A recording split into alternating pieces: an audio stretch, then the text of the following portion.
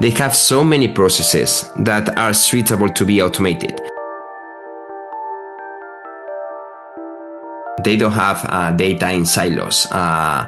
They can take many different risks, right? If you reduce the number of steps, you need to increase the number of agents.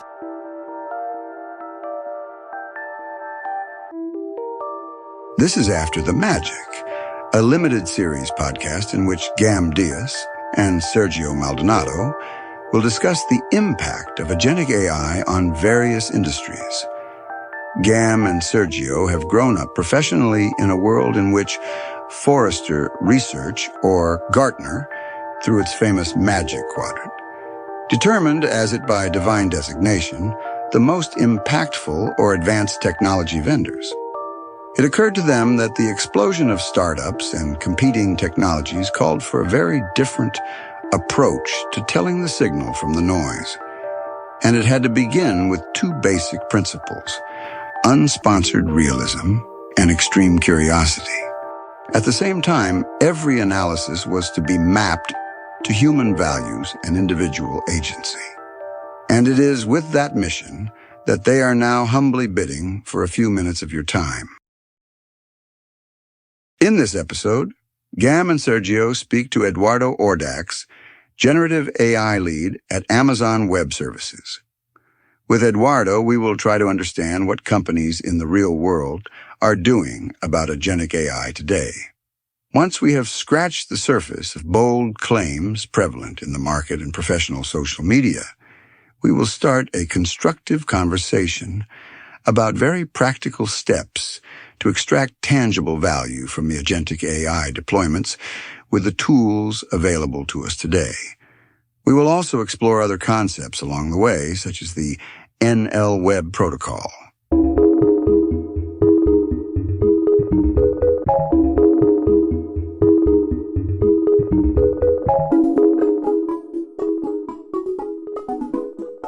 Eduardo, thanks for joining us. It's a pleasure. All right. See you again. And so the first thing is, what is it that you find most exciting about the world of agentic AI since you're so exposed to real world scenarios? Yeah, it's a good question. To be honest, I think Agent AI is finally bringing real value. I mean, like LLMs, prompting LLMs, it was fun, it was cool. They could generate Ghibli images. They could make your homework. They could create the report to your boss. So it was, I mean, like, I think, like the main difference is like, it's a multiplier. Agentic AI, it's a multiplier because they can accomplish tasks. And if we talk about businesses, they have so many processes that are suitable to be automated. That's why, like there is a space for every single use case across enterprise, customer in general, where they can use agentic AI to optimize business processes. And I think that's why, like most of the companies right now, they are, jumping into this space because they have seen huge opportunity in terms of, like using AI, LLMs at scale. So I think it's finally, like moving from experiments into production, but finally it's about, hey, let's bring some value into the table. Who do you think of? When I was writing the Agents Unleashed book for Salesforce, I struggled to find organizations that were implementing it. Salesforce is really good at hype, 1 billion agents by the end of the year. Great target, but then when I came to look, who's doing it, there's lots of tests, lots of prototypes. You're much closer to this than me. What have you seen in reality? What's the gap between the hype and what's happening? I mean, like, it's a lot of hype since the very beginning, right? And I think we are also many times mixing concepts. Right now, most of the companies, they are implementing pure workflows. And we are, calling agents what it's a workflow. We are calling agentic what it's a single AI agent. And there is a lot of, misinformation right now, right? So I've seen many customers that they are already implementing workflows, the same that they used to, implement workflows into the past, but it was like pure deterministic workflows. Now they are saying, okay, I have this process, and in the middle of the process, I'm going to put this LLM that is not going to give me all information, but it's going to make a call to the systems because I don't know, I just want to book the holidays. So if I'm an employee and I want to book the holidays, I mean, like 100% of the time, this is this workflow, right? So there's not like nothing there in between. I mean, like it's 100% of the time is this workflow. It's perfectly very easy to automate, and they can do it since the very beginning. So, I mean, like this is bringing value. Yeah, it's not like super innovative or it's not something that is revolutionary, but they can do it, right? So this is something that is happening already. But then we are transitioning to AI agents, and AI agents, they have some level of autonomy, but still AI agents, they're like just doing a very a small part of the job. I mean, like if I'm talking about booking the holidays, maybe I have an agent that is responsible for making the call to the system. I have another agent that is going to be responsible to keep the communication to the user. I'm going to have a different agent that is going to be responsible for the authentication. So, and this is going to be like an entire agentic AI system, right? And I have many different ways to interact. Maybe I can apply it for the holidays to one day that actually it's already public holiday. So it's going to book the holidays. It's going to tell me like, hey, you don't need to book it. It's going to think for me. And that's when, you start to see the value, because the main problem for companies is like, you need to think all the time on the cases, right? Like, hey, I have defined this and it's going to work like 80% of the time, 85% of the times. Since agents or AI agents, they have this level of autonomy, they can go beyond that, right? So, there is a lot of hype, I agree, right? And there is a lot of concern as well, because if you are exposing these agents to, I don't know, your end customers, you need to define also the different levels of guardrails, right? Because you want to avoid the customer is going to complain, or you're going to have like a bad reputation, your personal brand, or you are going to have like more claims. So still some challenges around. But again, I like multiple use cases. I mean, like every single process could be automated with agents. Since, sending a claim to my insurance, since booking a hotel room, since whatever, it can be, suitable to be automated. I like the employee booking a holiday example, because it's nice. Well, it's nicely tightly scoped, and I kind of go into the thoughts about experience design, because most organizations have built workflow processes based around databases and screens in their ERP. I think, we've got to translate that now to the experience. And so, as you were talking about, I'm an employee booking a holiday. I've got the national holidays. I've got my vacation allowance. But the agent needs to access things like, oh, hang on a sec. Here's a team. I can't let all the team go on holiday. I need to balance the team. Oh, hang on a sec. Do you have access to my personal calendar and my children's calendars for their school?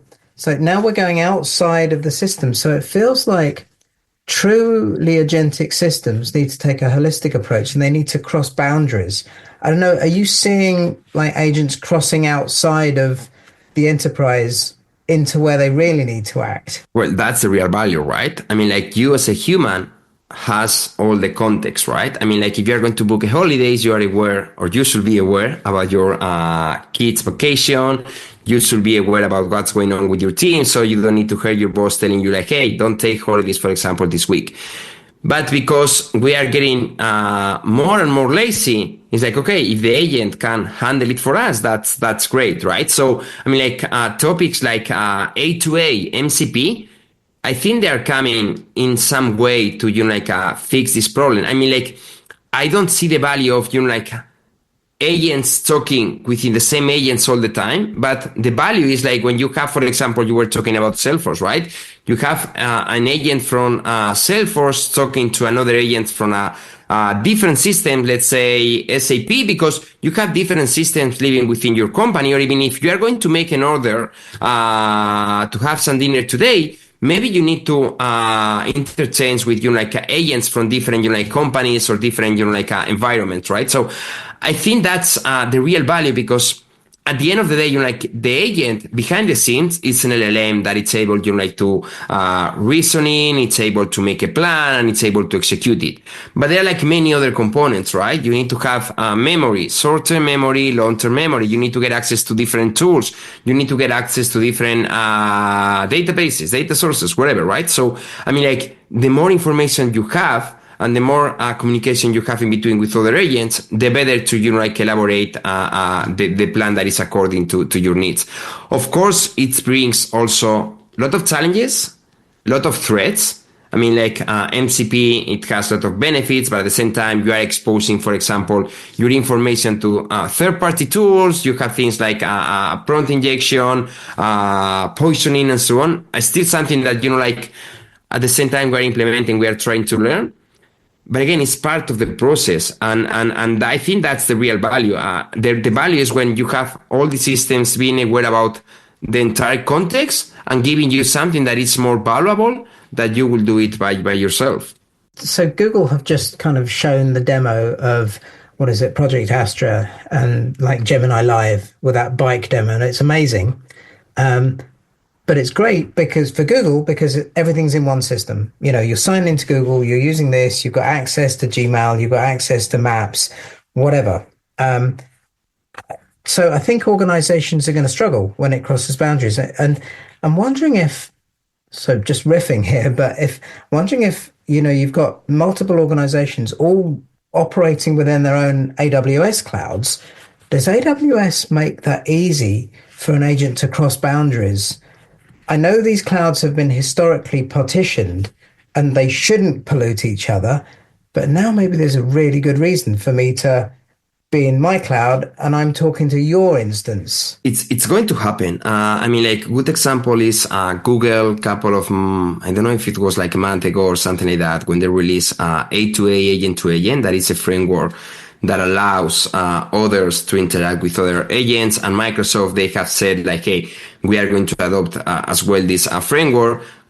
We have also released, I think it was last week, Amazon Strand Agents. That is an open source framework that is going to be fully integrated with MCP, with A2A, that you can deploy it in your own system. You can deploy it on AWS, you can deploy it on every other cloud. That is going to allow you to create and orchestrate multiple agents, not only one single cloud, but across many other clouds. And I think that's, like the direction that almost everyone is taking right now. We are going to be integrated with frameworks like QAI or LangChain, LangGraph. So I think we all know that, like agents is much more than one single platform or just a pure system, because there are like 100 of different platforms right now, or frameworks to build agents. I remember like the last year, if I talk to, I don't know, 100 or a couple of 100 founders, 90% of them, they were building solutions around agents. And, like that highlights how many different systems they are going to cohabitate in the future. That's why it's super important that you have these different frameworks to orchestrate and to manage agents across many different platforms. So I think the future is over there. Of course, it's very easy if you are working within the Google ecosystem, you are talking to Gmail, you are talking to Google Maps.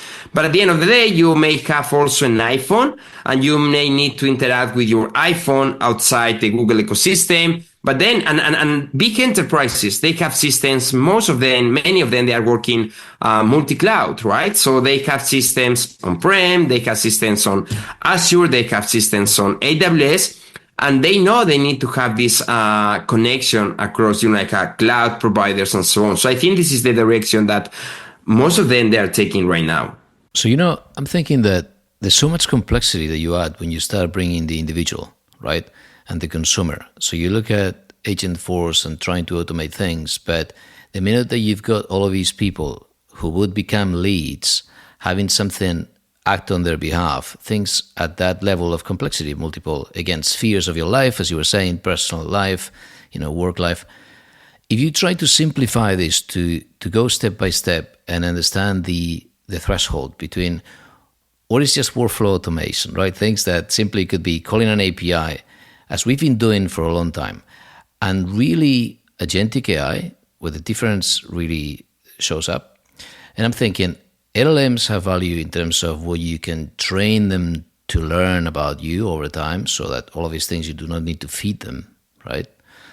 Because they know what your preferences are over time. And in a B2B space, I think there's a good case for that. And then you've got the data. So as Gam is saying, as you were discussing now, how do I access the data?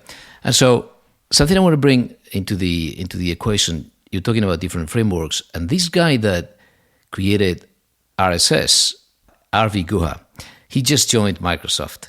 And he released NL Web. And I thought that was really interesting, how any website can leverage the schema.org or RSS itself to open up not just as a data source and make and let anybody interact with that site through LLMs, but also it creates an MCP endpoint out of anything you've got in your back end. That's such a simple way to have access to all of the data. If that is an endpoint, and you've got, for example, a B2B system that can call what now would be behind your search, your e-commerce search, your repository, whatever. Now I can see value in the sense that interactions are unique, you're applying language, and learning is unique. Do you see anybody leveraging anything like that in the B2B space in a very timid way, again, not even involving consumers, but something that already makes a difference because it uses LLMs instead of just APIs? So in the B2B, the reality right now is like most of the enterprise, they are probably a bit steps behind. They are mainly focused on workflows. They need to test it. They need to test it at the scales. They need to understand this is going to work. Even they have some AI agents, but very straightforward. They are doing like ABC, and it's mainly very similar to a workflow, right? But when I move into the startup ecosystem, it's a different story. And it's a different story because they don't have legacy. They don't have data in silos. They can take many different risks, right? And they are building entire companies of AI agents that they are building agentic systems. So if you're asking me, like, there are companies that they are doing this, yeah, of course. I have a friend the other day was showing me the company is actually, it's only him, right? It's one single person, and he had implemented almost 80 different agents for, creating sales lead, for filtering emails, to reply customers. And it's one single company that actually is like 80 person, and 79 of them, they are working like 24/7. And they're taking autonomous steps end to end, because he's able to, surface the website, to interact with different buttons, to send information to the customer. And there are companies that they are there already. Again, the main problem here with agents is you don't have full control over everything, right? And yeah, you can get access to data, you can get access to memory, and you can give more context. But still, one of the main challenges with agents is when you return the control to the human, right? At what point of time you decide, hey, I need to get it back. I need to have the control because I need to put a human in the loop. Sometimes it's not straightforward. And companies in general, big enterprises, because they are aware of the risk, they are a bit more cautious and they are moving a bit slower, not because they don't know how to do it, but because they have other different challenges like reputation, but also data living in many different silos and so on. But eventually we are going to be there, because already there are companies, startups that they are building in that space, and they are going to be more effective, more efficient than other companies that they have more people, but they are not at the same level yet. My head's exploding because I was thinking about, so I've got a multi-agentic system. So I'm not controlling all of the agents. Some of the agents are in other parties' domains, and they're all pulling from different systems, and they're all trying to build a story about the data. I'm wondering about the provenance of that data and the lineage, and what happens when an agent hits a conflict because one system says this and another system says that. Is all that governance, is anybody building any of that governance layer? I mean, I'm assuming that when you are building agents, you have solved already the data part. I mean, like if it, and this is the same story over and over again, right? Like, hey, I want to jump into ML, but I'm not doing anything related to data. I need to jump into Gen AI, and I'm not doing anything related to data. Now into agent. I mean, like if you have not solved the problem, you have or you're going to be in trouble, because as you said, like if I'm calling different agents and maybe one shouldn't have access to this data because the permission doesn't allow to do it, but you are not inheriting these permissions and you still can, I don't know, let's say I'm asking for some information that is not from me, but is from other, and because I have access to the information because I didn't put specifically on my data lake, for example, I'm getting this information and I'm going to be in trouble because I'm going to retrieve information that belongs to a different customer. So absolutely yes. I mean, like somebody should be paying attention to is the data clean? Do you have like enough quality of the data? It's accurate. It's sync on real time.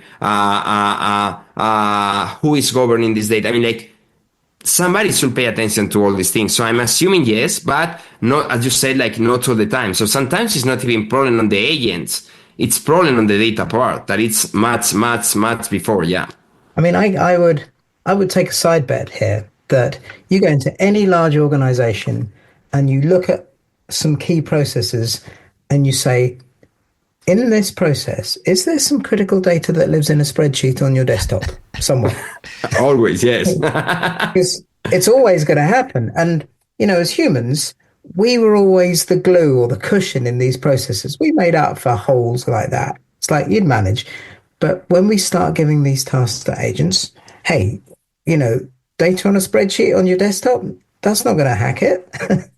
So I don't know. I'm thinking that the organizations have to really kind of do a health check before they can start to deploy this stuff in reality. There's a gap. That's what I was saying. Like, like startups, most of the times they don't have that problem. They don't have the spreadsheet that, the big boss usually love to keep all the stuff there, right? So because they don't have this legacy, these old practices, they kind of move much faster. Right? I agree with you. I can tell you, I talked to a customer very recently. I think it was like a couple of weeks ago, and they were asking about which was a good process to implement an agent that could go through a spreadsheet because they had data over there and they were actually in a position they need to collect those data. So I mean, it's something that is happening all the time.